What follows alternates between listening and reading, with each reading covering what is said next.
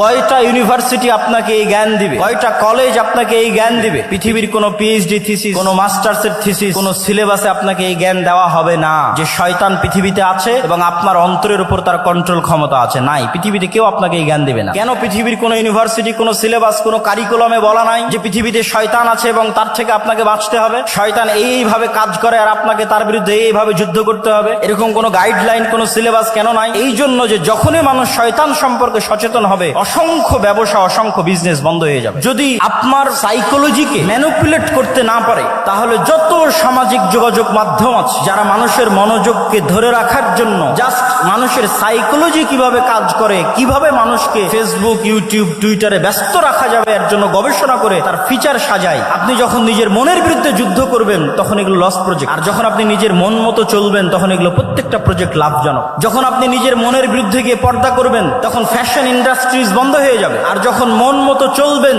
তখন fashion ইন্ডাস্ট্রিজের business চলবে। এরকম প্রত্যেকটা ধাপ আছে যা শয়তান ম্যানুফ্যাকচার করে রেখেছে পৃথিবীর মানুষকে ভুলিয়ে রাখার জন্য। কি ভুলিয়ে রাখবে? সালাতের কথা? জি না। শয়তান আপনাকে কি ভুলিয়ে রাখবে? সিয়ামের কথা? জি না।